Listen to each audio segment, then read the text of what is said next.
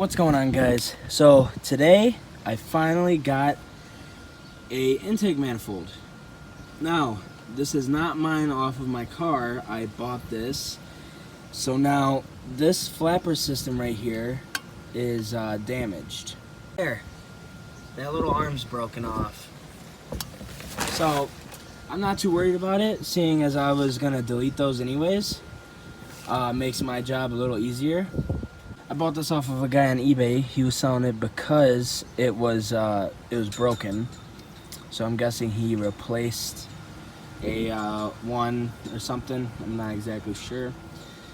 But what we're gonna do today is basically we're gonna clean it up. I have never seen one with a pad right here. Maybe this is the CX7, the turbocharged CX7 one. To my knowledge, there's no difference. So what I'm gonna do is I'm gonna delete this flapper system, get my intake manifold gasket. I'm gonna clean all this up, lay the gasket on, and port out these runners a little bigger with a Dremel. I'm also gonna put in my EGR delete plug right there.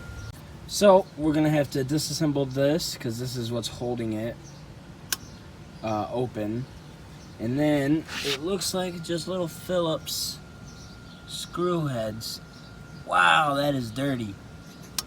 Just think, this is how your intake valves probably look. You should definitely get a EGR delete and an oil catch can if you have a Mazdaspeed3. So let's get started.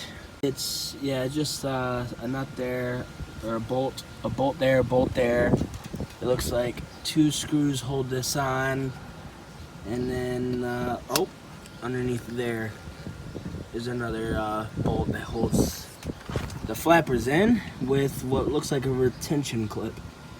So let's pull all that off and let's get these flappers out.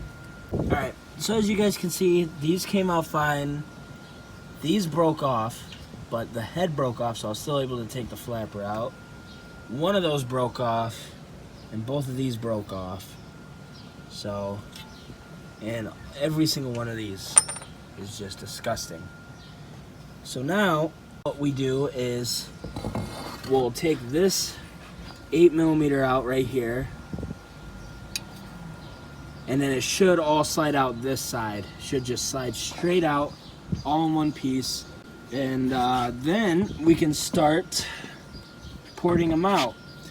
Basically get rid of this big old hump here, and then all the other ones are just gonna get a little bit bigger. Lay the gasket on there, see where it sits, make sure I'm not gonna go overdo it. Okay, so the 8mm out. Now let's go ahead, and I think it should slide out as one complete unit. Oh, well, that's the retention clip.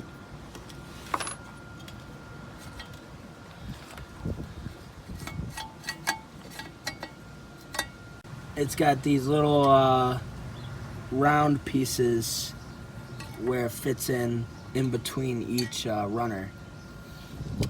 Oh, it looks like there's also an O-ring down here, and that looks like it's rubber too or something. I'm trying to take that out. There's two ways you can reseal this. The first way is by cutting it right here and then just putting this little bit back in here to clog this hole. Second way, which looks a little cleaner, is if you just JB weld it.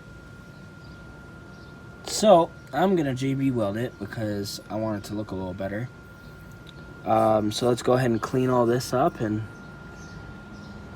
I'm gonna check to see if that's rubber or not. It feels rubber, so I'm gonna try to get it on out of there too.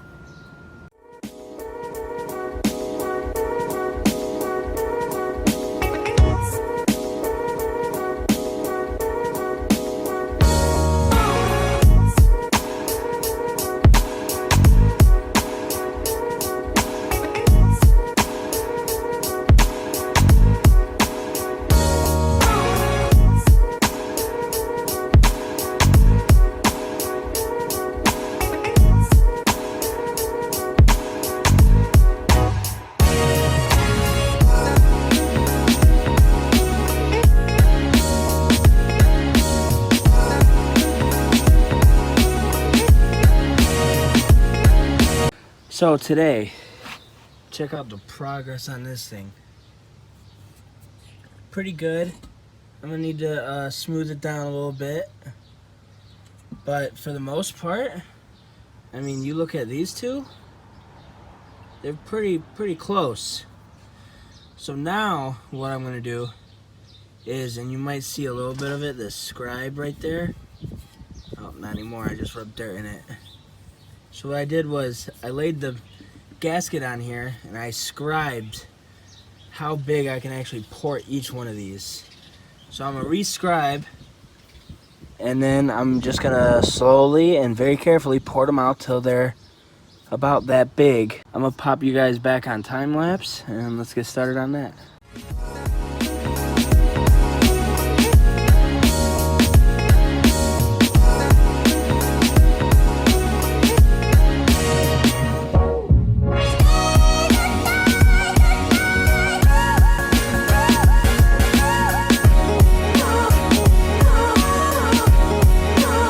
Okay guys, so finally finished. And if you're gonna do this, if you're gonna port them out, I figured out the best way to do it. This alone took me a whole day, that whole bump. I have a rat tail file, and I have a half circle one. So it's got the rounded back with a flat front, and it was perfect for getting in here. And then I just used a grind or a Dremel with just a grinding stone to smooth it out a little bit. There's a few odd pieces, but that's fine. You could probably go a little bit more polished if you want to. Now we're gonna chop these big old ugly tabs off, along with those two that hold the stock front mount or top mount intercooler on them. So now only one of these holes, this hole right here, that's the only one that goes all the way through. The other ones are just screw holes to be held in. So this is the only hole you'll have to plug with JB weld, along with this hole here on the side. Now that ended up being a rubber bushing that you can just get a pick and get it out. Just fill that with JB weld. I'm gonna grind this down, fill it with JB weld. I'm also gonna sand down these little ridges right here, make it look all nice. And then I've gotta clean out the entire inside. Chop these things off, and then these things.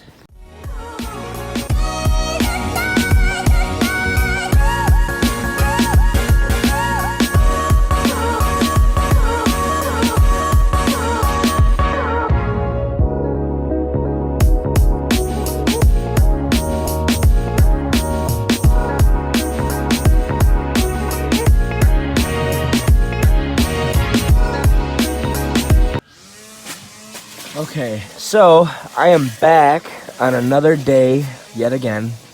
This is definitely a multi-day process here. So I've ground all this down. I've ground that one down. I've ground down all the tabs on the top. Filled this one with JB weld. Ground down all these tabs. Probably need to sand that down a little bit more. And then I also filled this with JB weld.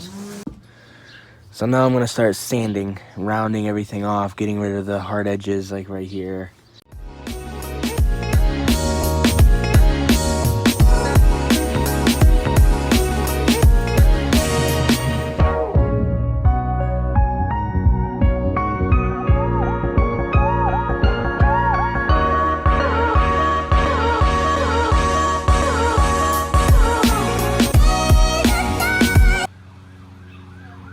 Okay, so I skipped the entire priming and painting portion, but I covered all the holes with tape and the connections there.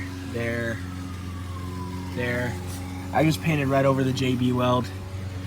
Forgot to cover that hole and this one, but I don't think that one's important. Got my EGR covered because I'm going to be putting my EGR delete in there.